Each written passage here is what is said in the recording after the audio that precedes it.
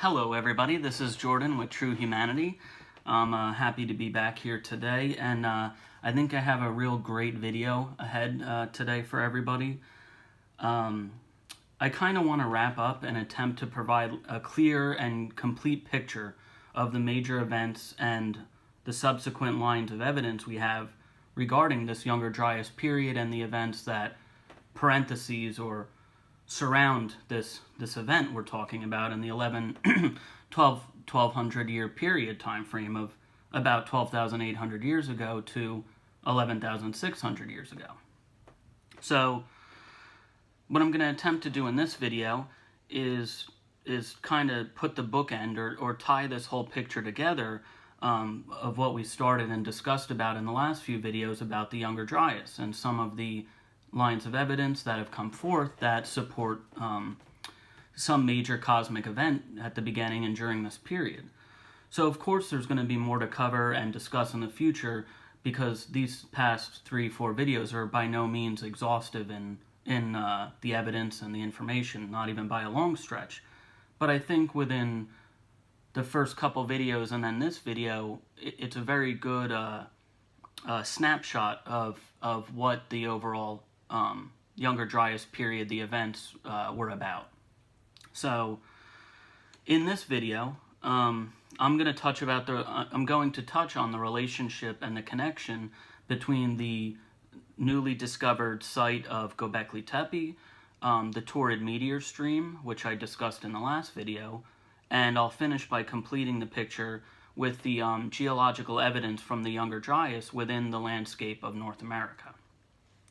So this video may end up being a little longer than 30 minutes, I don't know yet, but I believe that the value of having this information in one cohesive message will be worth the extra time you'd spend watching this video. So in this particular video, I'll be mostly discussing and examining the work of Graham Hancock and Randall Carlson and what they presented and talked about in the part 2 or the other joint podcast they did on the Joe Rogan Experience. And in this second, I call it the sequel podcast, they go into depth on the following 3 topics, or what I just talked about. And what I'll try and show here is kind of put that picture together into a shorter message and tie it all together. But of course, this original work was done by these individuals who are amazing people and dedicated to this work, and they deserve all the credit, that they've done. So most of what I'm discussing has come from this podcast, but of course not everybody can watch a 4-hour podcast. And, we talked about previously what these videos will be about.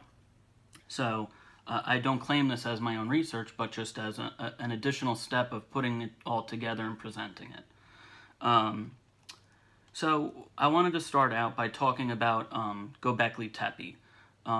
It's important to understand that this is just the information we know so far. So this isn't exhaustive by any means, or the whole picture has been drawn on Gobekli Tepe. So I want to preface by that. So what is Gobekli Tepe? Because I don't believe I've heard of this place prior to maybe 3 months ago. So as I've done my research and into this, and I mean just another awe-inspiring, eye-opening piece of research and information. So Gobekli Tepe, I'm going to give you the brief intro and overview. We're not going to go too in-depth here, but it's good to discuss this as a primer for the rest of the conversation here.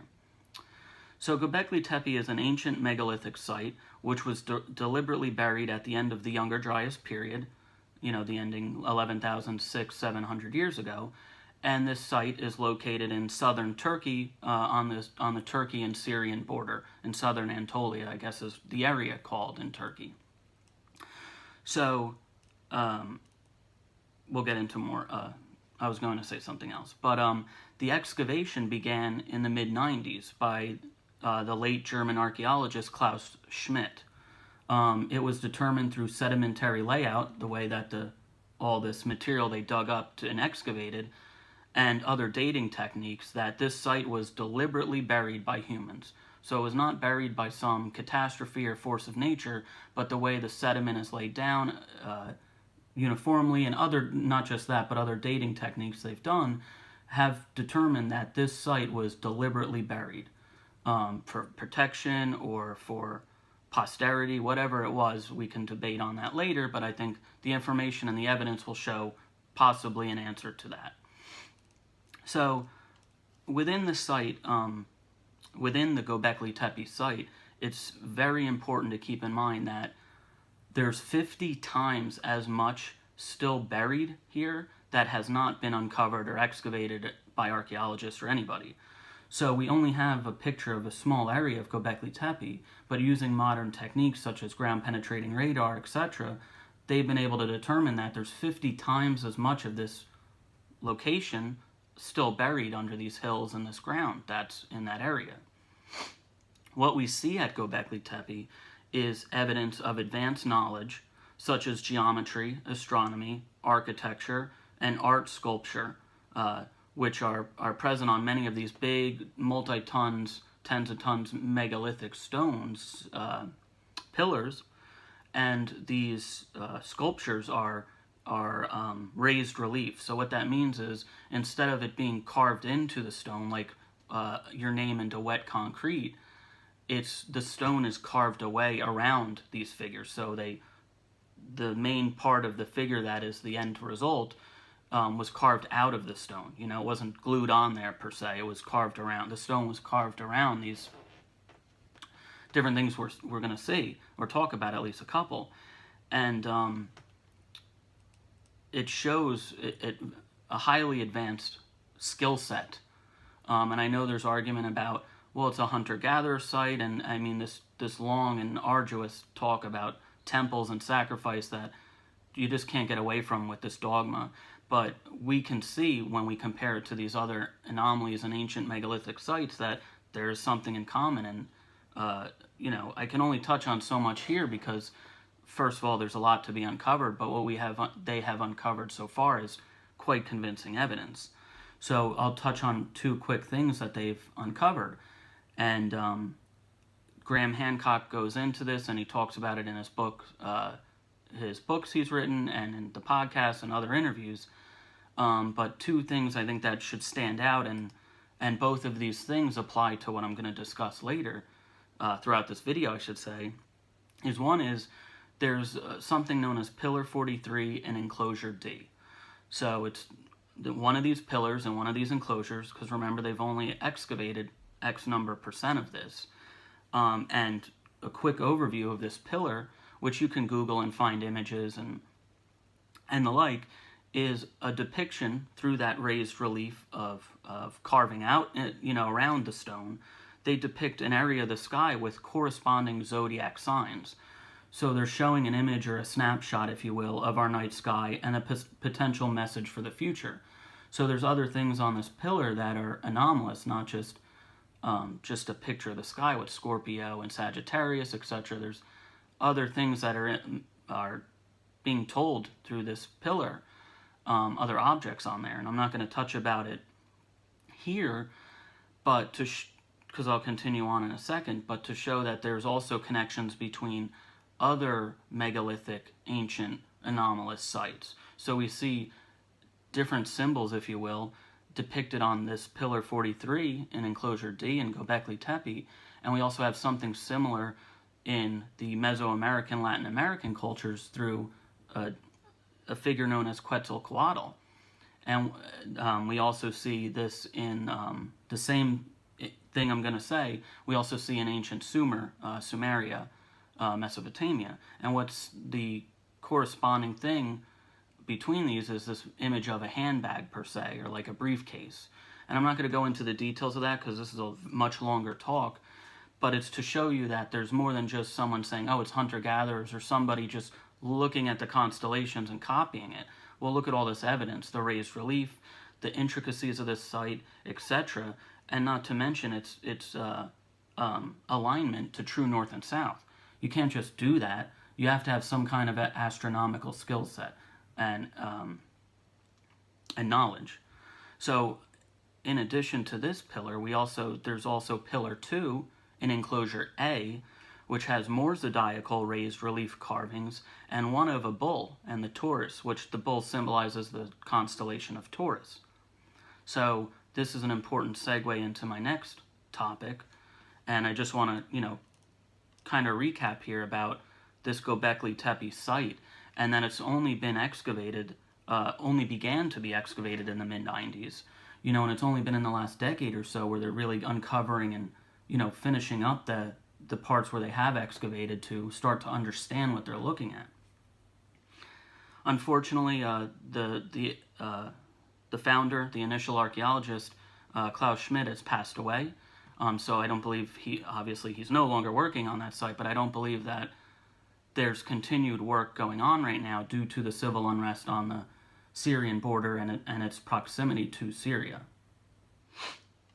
So to also summarize, we see these anomalous features in this site: astronomical, geometrical, architecturally, sculpturally, all of this. And it ties in with these other ancient sites that I've mentioned before. And the biggest thing you have to remember about Gobekli Tepe is it was intentionally buried at the end of the Younger Dryas period. That means until 1990s, it has remained underground since that time. So the sediment, all the uniformity, all the dating and everything shows that this location, what they have unearthed, was completely buried since the end of the Ice Age. So that right there raises all the questions you need to ask.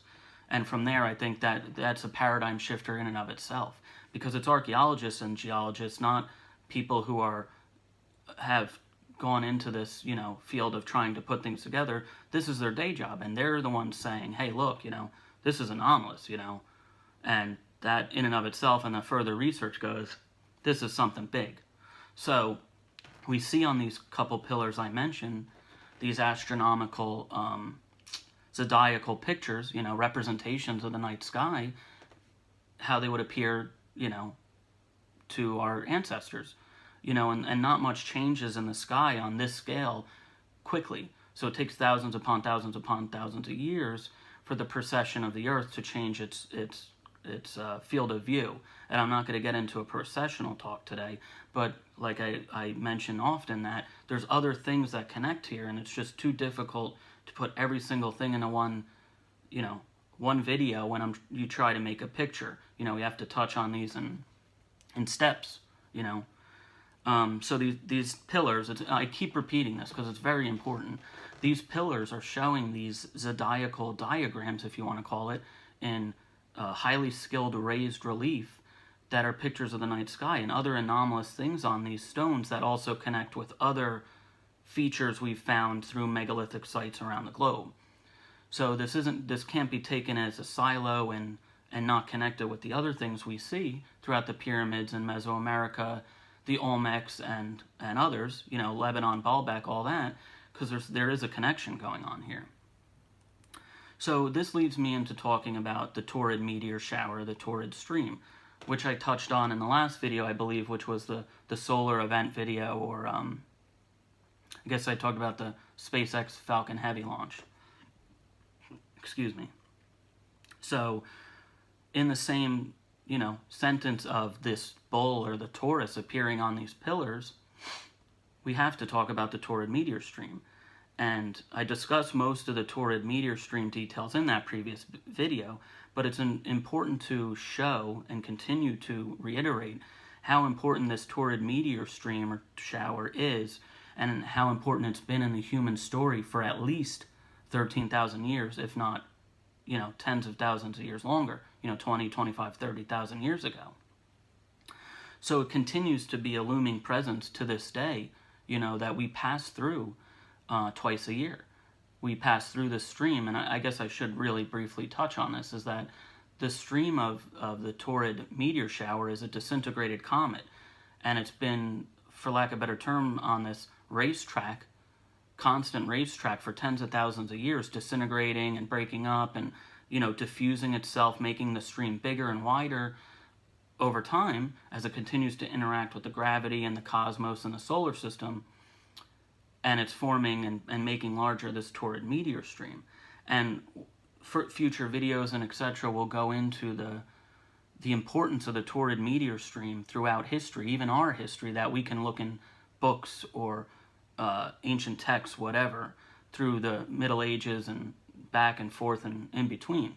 So I think it was Graham Hancock who said the Taurid Meteor stream has been the hidden hand in human history for the last at least 13,000 years. And we see this Taurid Meteor stream. It's not a myth, it's not a legend, it's not fantasy. We literally pass through it twice a year, at the end of October and again at the end of June. It's a very important factor to consider our existence here on Earth. And this Taurid Meteor stream has certainly impacted our Earth over the last at least 13,000 years. And there's much evidence coming forth that not only was it possibly the cause or the progenitor of the beginning of the Younger Dryas event period, but it could also have been the factor that caused the Burkle crater. And there's a lot of evidence I have to share with you guys on that, and I'll discuss that in future videos. And then we also see Taurid meteor streams across history, which I won't get into today, and then up into the Tunguska incident of 1908 in Russia. And you might be saying, wow, didn't we talk about Chelyabinsk, Russia, the incident in 2013? What's up with Russia? Well, if you realize and you look at a globe, Russia, the land mass of Russia is huge. It's ginormous. It probably is one of the biggest land masses, I guess, how we've set up the geography on Earth, standalone nation there. It has a lot of land mass. So there's a lot of opportunity for things flying in to hit that. And also with the ocean. So between Russia and the ocean, we have, 90% of the Earth would be the target, for a cosmic impact. So that, I believe, is why we see a lot of those impacts and not in the US or these small European countries, because there's a smaller area. The average of it getting hit is not as high as these larger surface areas. So in 1908, the Tunguska incident, which I also won't get into today, occurred in Siberia, Russia. And that is believed, there's enough strong evidence to almost definitively say that was a piece of the Taurid meteor stream that came out, and it descended towards the Earth, and or I should say it came from the meteor stream that we were passing through and came into the Earth, but due to its features, size and density, etc., it did not impact the land. It exploded as an airburst over the land about, I believe it was 5 miles up, and wiped out, I believe it was almost 2,000 square miles or square kilometers of land. But I guess to get a modern analog to this, if that were to occur over, say, Atlanta today or London today, the whole city, everyone would be dead. If that just did the same thing, not impact, but exploded 5 miles over Atlanta or London, everyone's dead. Millions of people dead instantly. There's no getting away or running. So we have this incident, unfortunately or fortunately, in Russia, and it's hard to kind of compare it because it was over Siberia, and it's a very big wasteland.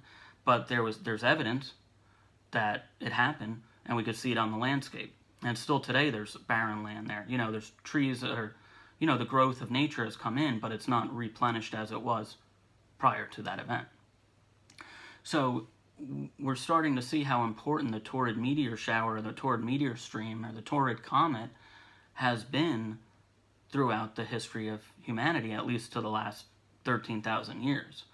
And it's a very important concept to get acquainted with, because I'm going to be, I'll explain more of it and touch on more of it, and Randall Carlson has done amazing work on uncovering this, and, just go through it in the future, so this isn't the exhaustive be-all, end-all of it.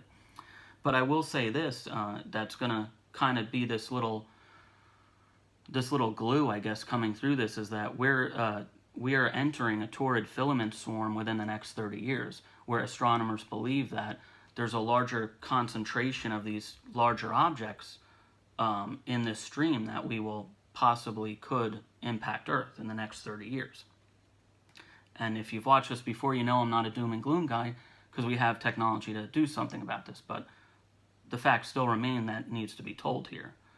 So I've touched on Gobekli Tepe and its anomalous and different astronomical, geometrical, geographical features, and discussing how the Taurid meteor stream, they mention the bowl in there on a pillar itself, etc., and who knows, we haven't uncovered 50 times as much. There could be endless amounts of things in there.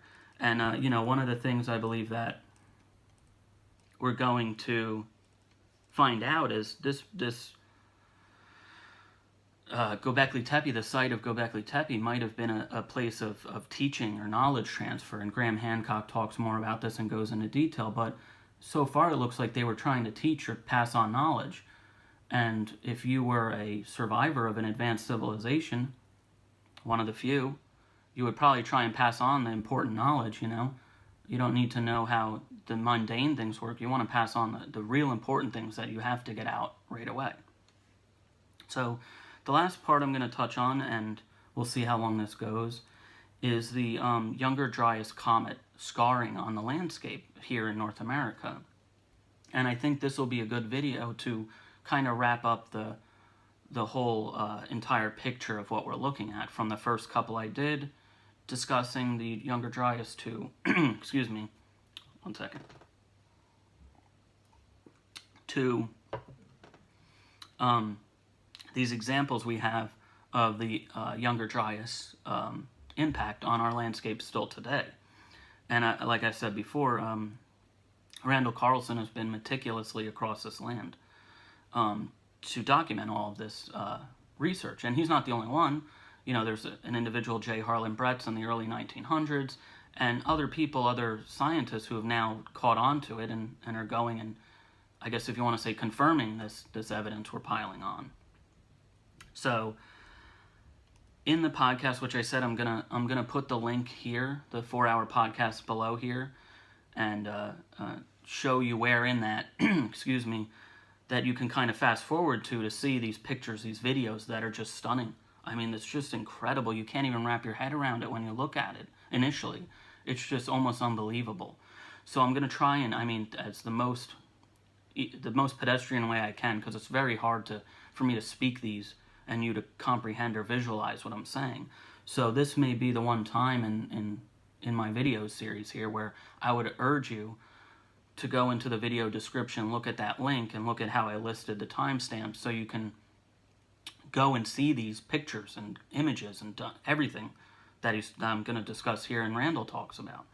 So within this podcast, and when he discusses the Younger Dryas Comet and the scarring, the effects of that impact on the landscape, he kind of pulls out just just a couple puzzle pieces, because there's so many. There's hundreds of these examples across the landscape of North America. So it's hard to, what are you going to do, a 100-hour podcast? It's just impossible. So I'm going to go through a couple of these, just briefly explain them, and you can get the picture of kind of just the severity of this, but it won't do it justice until you go and look at it. So I'll start here. So he shows a picture, a little drone video, I think it is, of Camas Prairie in the western United States, in the western U.S. And in this video, this drone footage, which I believe Randall Carlson and his colleague Brad had accumulated, they're showing the evidence of mega ripples from giant floods across the landscape. Now, to give a comparison to this, and I talked about scale invariance before, is that with water, it doesn't matter the size of the water, whether it's a cup of water, a 1-foot ocean wave, or 1,000, 10,000 foot wave. The effects of water still remain the same on those different scales, but they're how they look on that scale is magnitudes higher than on the lower scale. So what do I mean by that? So Randall shows in this drone footage that he does a sweep across the Camas Prairie, excuse me, and you can see etched into the landscape these ripples. Just looks like a beach, like at the ocean beach or a lake beach, where water would flow over and leave these ripples as it passes by, whatever, onto the sand. But these ripples are the physical matter. The ripples are literally 3 to 4 stories high. Okay, that's 30 to 40 feet high, the ripples from the ground floor. And he shows in the drone video, I believe he shows a farmhouse or ranch house or whatever, for scale in the picture. So you could just see how tiny this little house is with the immensity of this picture we're looking at. And I think this is one of the craziest pieces of evidence that he shows in this podcast. And what is this saying? It's saying that over 1,000-foot high tsunami or ocean wave, like just flow of ocean, that's how big this was, came off the ice caps, and as it came off on that slope and hit the ground, and like we talked about before, it's washing over the landscape, it's coming down. And at this part in Camas Prairie, it washed into this valley, filled the valley up, and hundreds and hundreds of feet, and remember, this is 1,000-foot high water flow coming at you, 1,000 foot. And as it receded, or as it came in, as it interacted with the landscape, we see the results of these ripples in the landscape. And it's scale invariance, because he shows in the video, just, I think he makes a joke, it's a beach for giant monsters, and it really is. It's huge, it's ginormous. It's just, you can't picture it at first, you can't comprehend it. I even had a hard time, and I had to rewatch it and be like, wow, this is crazy, this is insane. 1,000+ foot high tsunami coming at you. What's going to be left from that? Nothing. Zero, zip, zilch, nothing. Like I said, some parts it ripped off 200 feet of sediment just off the earth, ripped the earth off and carried it along. What's going to be left? So that was one of the most amazing parts, I believe, in the video. And I mean, there's other amazing parts, but that one is a floor. That floors you. So next thing, one of the other things he shows, and there's about a dozen here I'll go through real quickly. Some I'll go through quickly than others. Is a part in the west called Potholes Cataracts. And he shows a picture, and I believe it's around the Columbia River, these cataracts that are etched into the landscape. What is a cataract? Excuse me. The modern example of a cataract would be Niagara Falls on the border of America and Canada.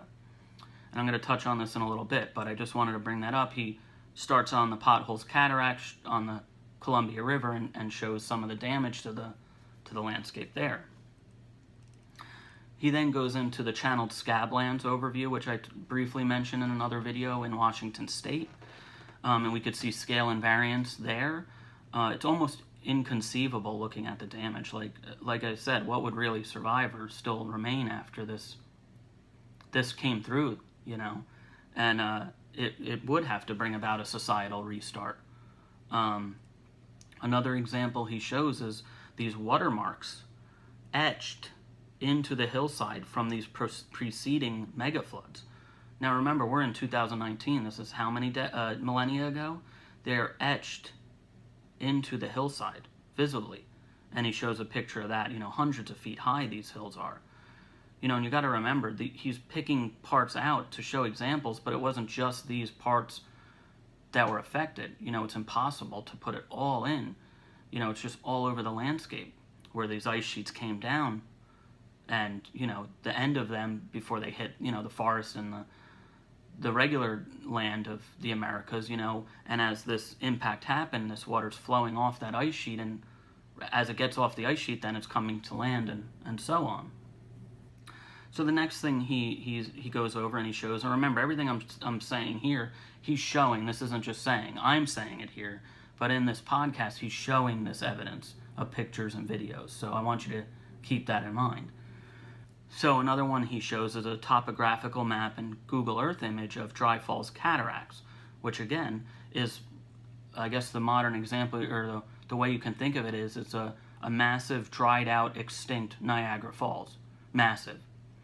And on this one picture he shows, he kind of superimposes a picture in the size it would be of Niagara Falls onto this bigger falls, It's like this little dwarfed image of Niagara Falls on this bigger, hundreds of feet more high, ancient extinct waterfall. And it's just another amazing picture, to see scale invariance, and just when you compare it to how big Niagara Falls is, if you've ever been there or seen a video, it's quite large in and of itself, but it's minuscule when you compare it to things such as Valles Cataracts. It's nothing compared to Valles Cataracts. And remember, that Valles Cataracts is just one of many other features on the landscape that are evidence of this devastating impact. So he also shows a ground level view of the Valles Cataract, and within the foreground he's showing huge debris. this debris is multi-stories high, 10, 20, 30 feet high, the debris that's left over from the receding waters. So if we think about scale invariance, when a wave, doesn't matter how high or how little, comes onto the beach of an ocean, you know, it has little sand grains and all that rolling in it as it's coming on the beach, and then as it's receding back out into the ocean, it drops the little pebbles and the sand grains and all that. Well, this debris, this huge debris, this multi-story high debris, is that grain of sand to the scale of, you know, a foot or a couple feet of water flowing in on a beach in the ocean. So we have multi-story debris, boulders sitting here, and you compare that to the sand grains on the sand, it's the same modern analog. How big did that flood, that water flow, have to be to where the smallest debris of that water flow is multi-stories high? That had to be a big friggin' flood. And as he's talking about, 1,000 foot high in this rushing water, nothing's gonna stand up to that, nothing. The ground didn't, the sediment of the earth didn't. You know, we see it cutting down to basalt bedrock. That's crazy. So the next thing he shows, just another example picking out because there's just so many. He showed another dry cataracts comparison, and he showed an extinct, I think it's called the Valles Caldera super-volcano. I may be pronouncing that wrong, the Valles Caldera. And this is millions of years old, an extinct super-volcano. So it's not that it was erupted during this time, it's just the caldera that remained from that eruption is what he's talking about. And within that little caldera, you could think of it as a bowl if you want. Massive rainfall from this comet impact and throwing all that water vapor ice into the air has to come down sometime. So that massive rainfall came down, and what could not be conceivable in today's modern example. We just couldn't comprehend the amount of moisture and precipitation coming down every minute during this time period. And when that came down, it obviously, you know, came in, filled up the ground, and whatever wasn't absorbed right away started to build up and fill. And at Valles Caldera, we see that in this extinct, you know, volcano bowl, if you want to call it, the water filled up. And it was so much water that as it filled up, it literally overflowed and cut a canyon out of this caldera, a canyon out of it, a water canyon out of this to flow out. And then that caused the subsequent scouring or cutting away of the valley. And he also shows gigantic rolled boulders that were, you know, part of this just flow of water, as if grains of sand or a little rock, but huge boulders. The next thing he goes over is the current Snake River, and he shows some more scale invariance, how the modern Snake River, the small Snake River, the current Snake River, nestled into this larger channel that's carved in the landscape, where you have kind of like these canyon walls, for lack of better terms, and the river, you know, this little river ribbon running through the middle of it, and then it's dry, and then the walls. So what you're seeing here is an ancient channel that was cut by massive water flow, and as time goes on and the faucet gets turned off, you know, and modern geological processes take place, what's left is this normal river flow of the Snake River. But you can see this immense devastation and what it did by this massive water flow coming down and cutting into the landscape. So he shows a picture of that as well. He also shows Lake Bonneville and the sediment load that was carried over from the overflow of Lake Bonneville and the massive rainout, and how that impact occurred over those hillsides or whatever outside of the lake.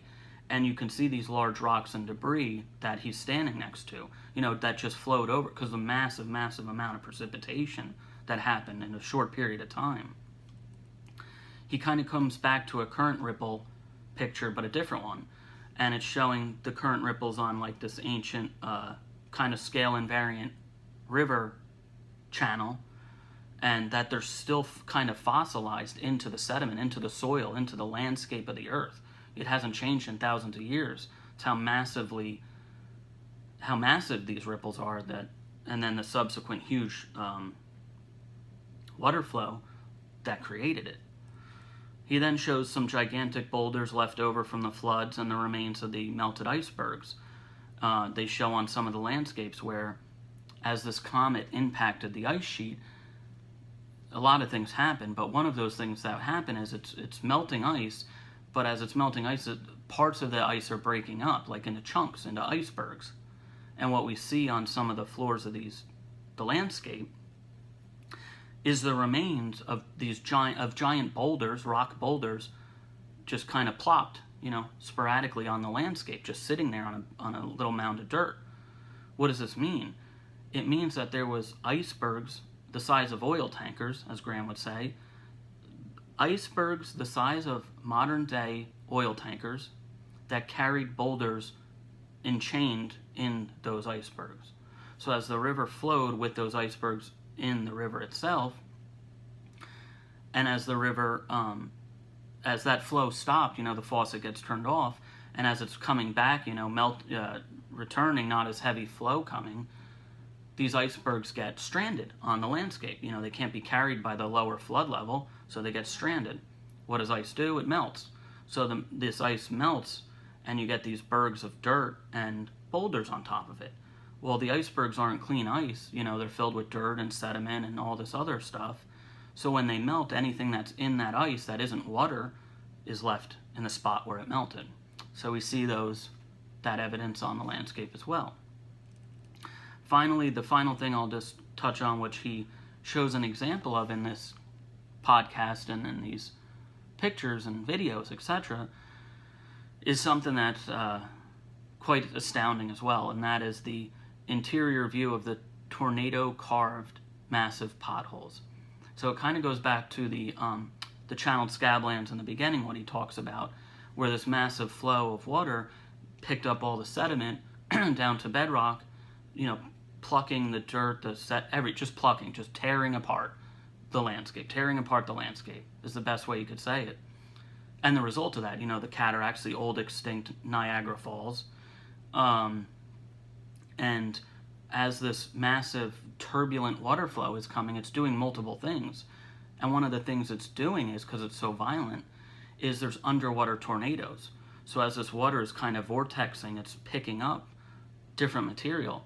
And some of that material is rock or hard substances, hard material. And what it's doing is it's spinning it in these underwater tornadoes, and it's acting as like a hydraulic drill into the bedrock. So what you see is these massive massive potholes in the landscape.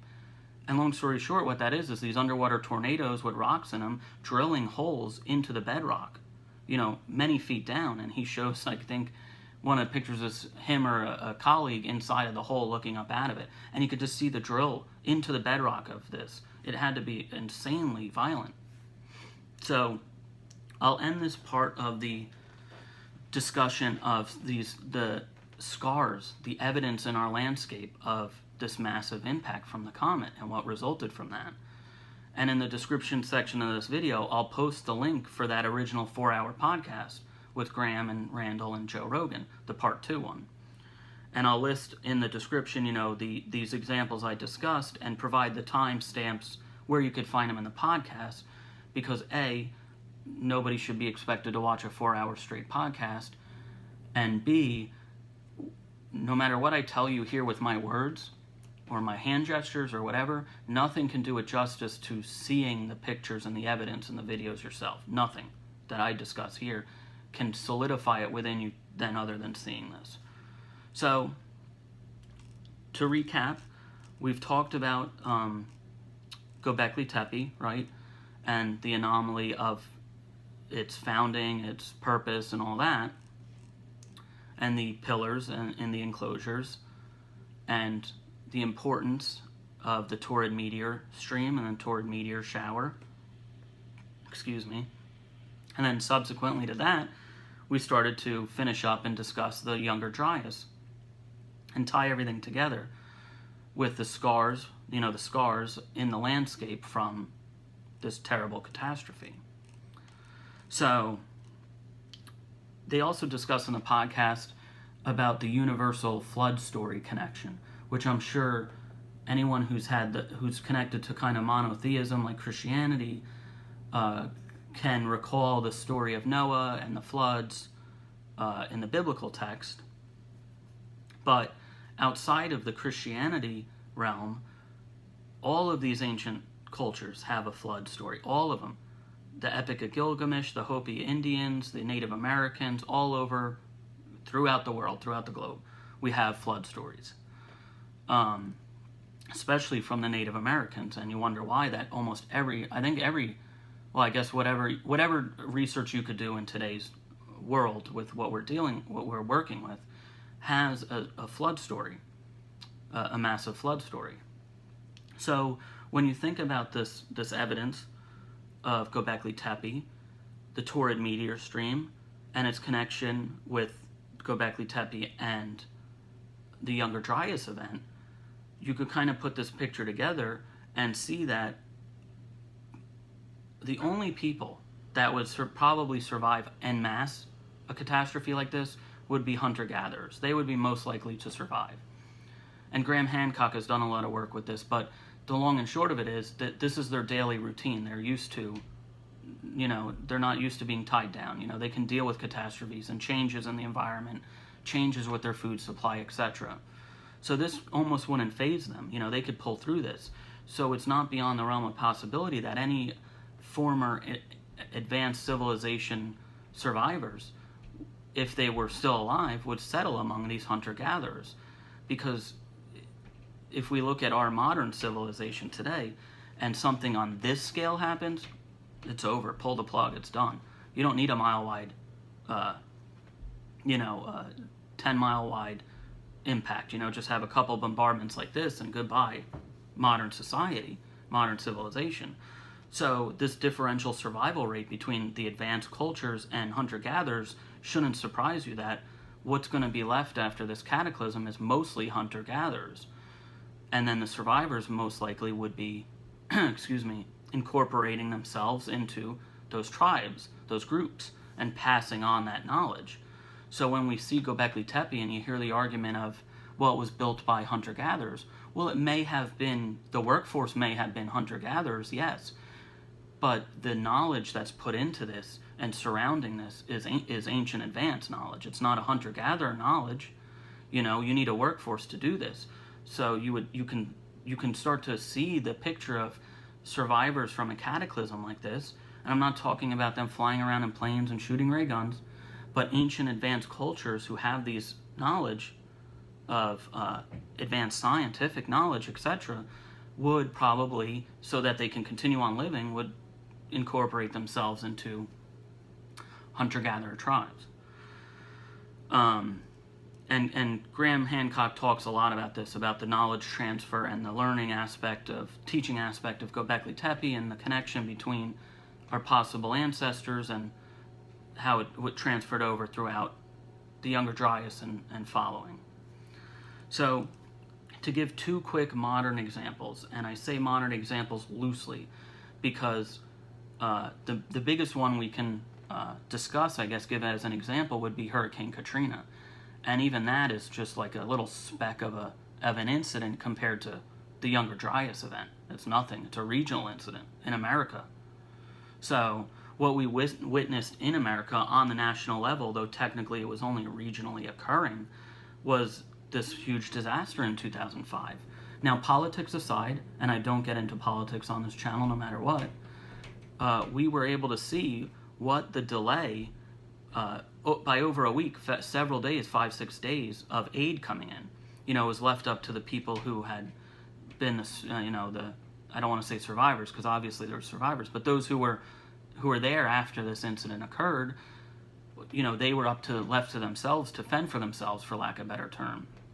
And what we can see right after this incident is the behavior and the actions of the locals, if you want to call it, or the people.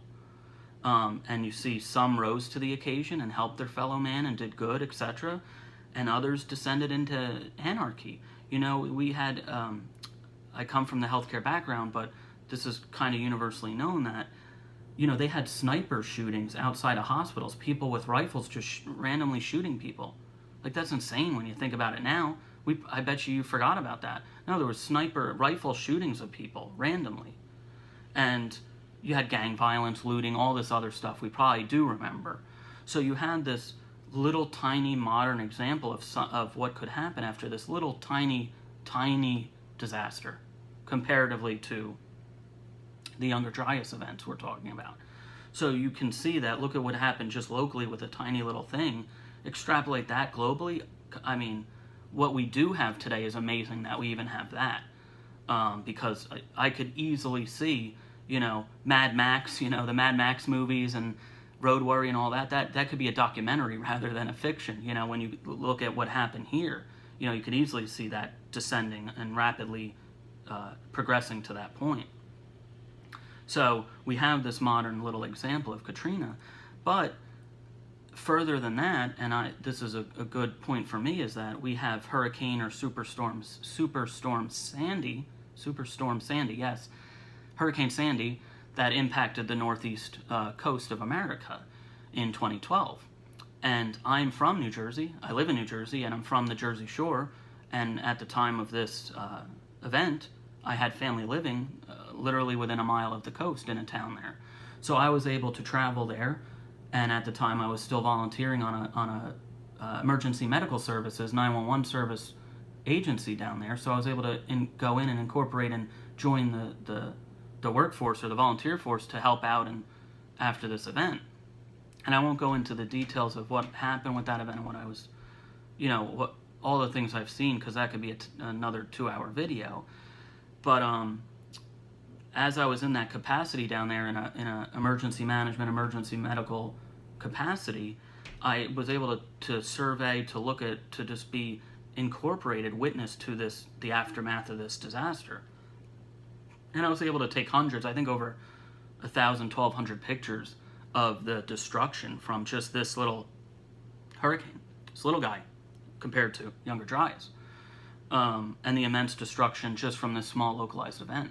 You know, one of the biggest things, if you Google it, you can see the carving of water straight through from the ocean into a bay by Mantoloking, New Jersey, by the Mantoloking Bridge. And there's a picture there that shows how the water just came in and cut away the land. It's gone. We had roads, there was houses, everything. I was able to get down there and see videos and take videos and pictures and be there to witness it within a couple feet of it. So when you look at it on a Google search or whatever, and you think about it, I can attest myself that it was unbelievable. And I keep reiterating that's just a small little thing. You know, yes, it disrupted our lives for X number of days or weeks or months or years for the people who are local there, but it's a small thing. You know, we can get over that in the long run. You talk about this Younger Dryas event, you're in different territory. So in closing, I know I said this video will probably be longer than usual, so I think it's better to paint this picture as I did. But when I look back, we recap this, you can begin to see the severity and the scale of this catastrophe we're talking about at the beginning of the Younger Dryas 12,800 years ago.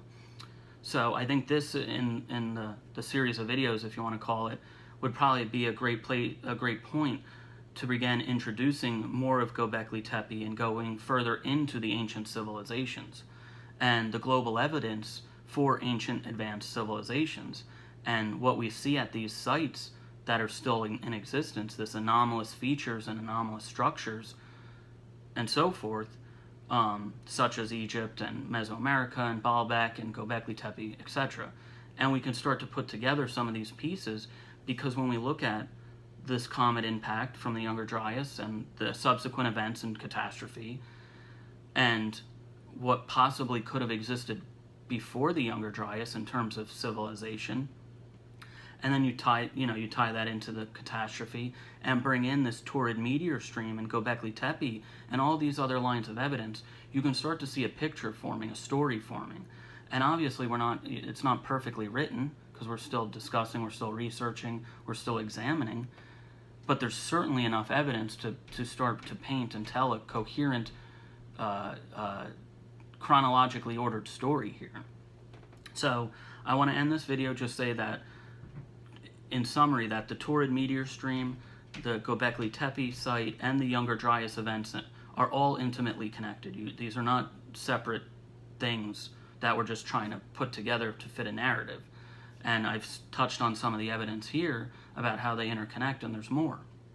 So I think this was a great video. I know it's almost an hour, but I believe it was a great video that you can just now get the full picture from the few other Younger Dryas videos I did to now. You know, you're ending at the picture. We get this evidence in the landscape, and we can kind of create a picture in our mind of what this event was like. So it'll help us going forward, I think, as I talk and discuss and go over other research to paint and continue this story that I'm painting with TrueHumanity. So I thank you for taking the time for watching this entire video. I hope you found value in it, and there's more to come, more great topics to discuss and go over, and more to expound upon and give details on. And if you find value in this and like to follow this, I would ask if you would like this video, subscribe to the channel, share this video, hit the little bell icon so you get alerted to new videos, and just, you know, continue to do, if you so please, continue to do your own research, you know, because it's all out there. But don't feel obligated to. But definitely for the skeptics and those out there who want to do so, is what I'm saying. So as I end most of my videos, I'll say that though we talked a lot about destruction and catastrophe today, and the hidden hand in human civilization with the Taurid Meteor stream, and you know, we did touch on some of Gobekli Tepe, etc. I just want to share that, you know, there is positivity ahead. There's goodness ahead. We don't have to be worried or depressed or fearful, because as I've been trying to impart upon you, is that we have the technology and the means to do something about this, so that we don't become the next lost civilization. And I think that we're on a good path if we could keep this momentum and direction.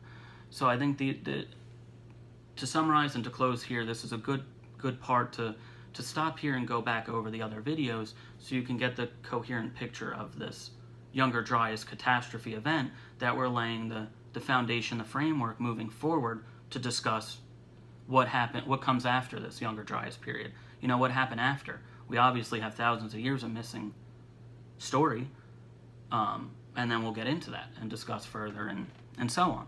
So I thank you for taking the time to watch this longer video. Hope you guys have a great day, and hopefully we'll talk soon and see you on the next video. Thanks. Bye.